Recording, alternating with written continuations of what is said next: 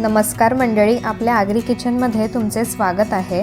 मागच्या व्हिडिओमध्ये खमंग आणि कुरकुरीत अळूवडी कशी बनवायची ते पाहिलेलं। त्यात मी कोणती पानं अळूवडीसाठी व कोणती पानं फतफद्यासाठी बनवायसाठी घ्यायची असतात हे सांगितलेलं। तर आज आपण चविष्ट आणि पौष्टिक अळूचं फतफदं कसं बनवायचं हे पाहणार आहोत। ही बघा, हिरवीगार ताजी कवळी ही अळूची पानं आहेत। फतफदं बनवण्यासाठी पानांच्या कडा या हिरव्याच असतात।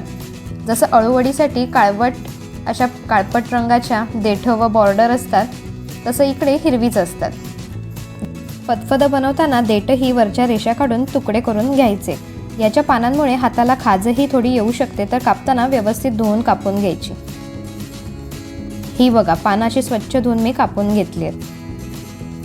त्यानंतर चिंचेचा गूळ घेतलाय, तसेच पाण्यात भिजवलेले शेंगदाणे, मसाला, हळद, गरम मसाला, मीठ, गुळखडा, वाटण याची रेसिपी बघण्यासाठी आय बटनवर क्लिक करा। तसेच बारीक चिरलेला कांदा आणि लसूण घेतलेला आहे। सर्व साहित्याचे प्रमाण व टिप्स मी डिस्क्रिप्शनमध्ये मेन्शन केलेले आहे।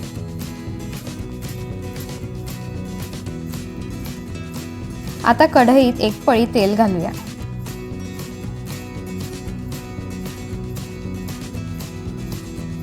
राई जिऱ्याची फोडणी द्यायची।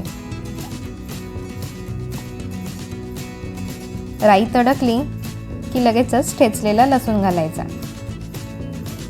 लसूण चांगला शिजला की मग आपण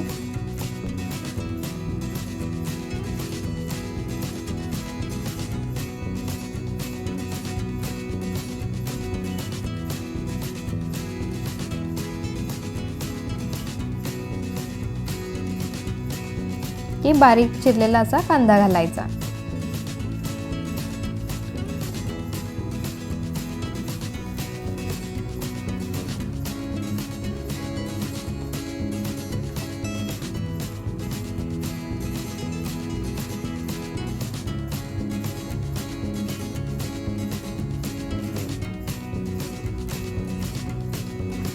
कांदा चांगला परतवून घ्यायचा।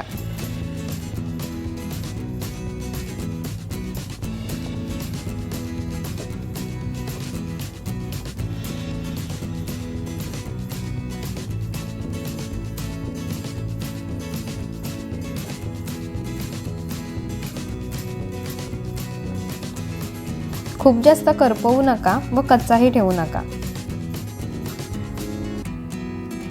गॅसची फ्लेम मीडियमच ठेवायची। आता चवीनुसार मीठ घालायचं। लगेचच हळद, मसाला घालून आपण ढवळून घेऊयात।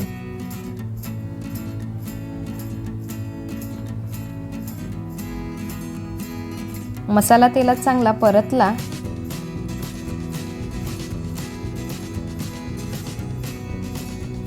की आपण त्यात कापून घेतलेली अळूची पानं घालायची।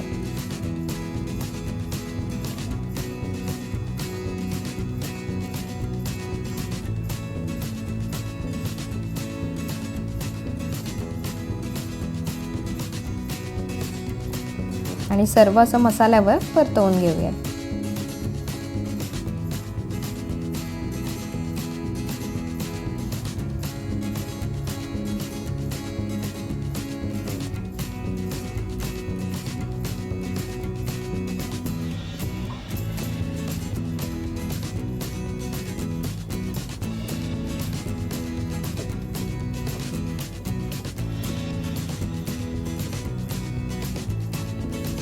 आता शेंगदाण्याचं पाणी काढून शेंगदाणेही घालायचे।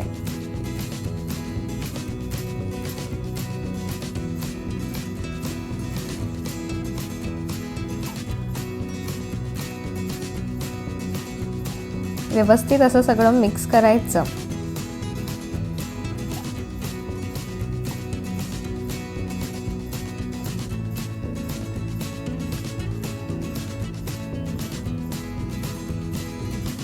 आता थोडंसं असं पाणी घालूया।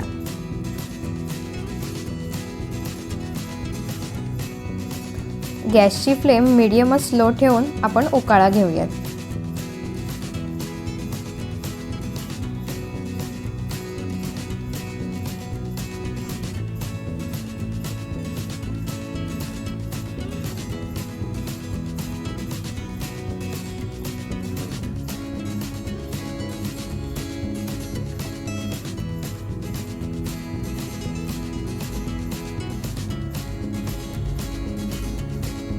आता गुळखडा टाकूया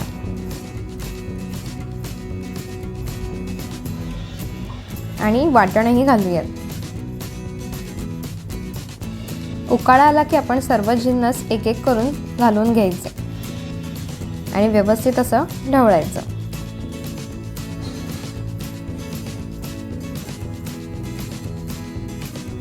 दहा ते 15 मिनिटं चांगलं शिजवून घेऊयात.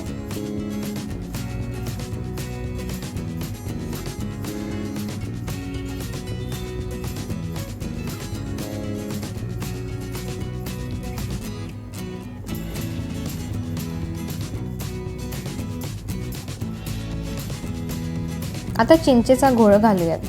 यामुळे आपलं अळूचं फतफदलं मस्त आंबट गोड असं चवीला लागतं.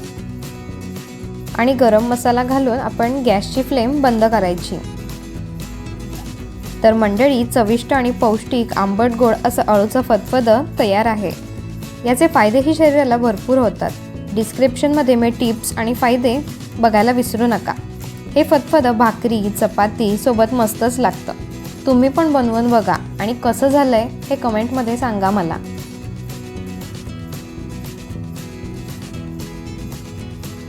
तर पुन्हा भेटू अशाच मस्त रेसिपी घेऊन. धन्यवाद.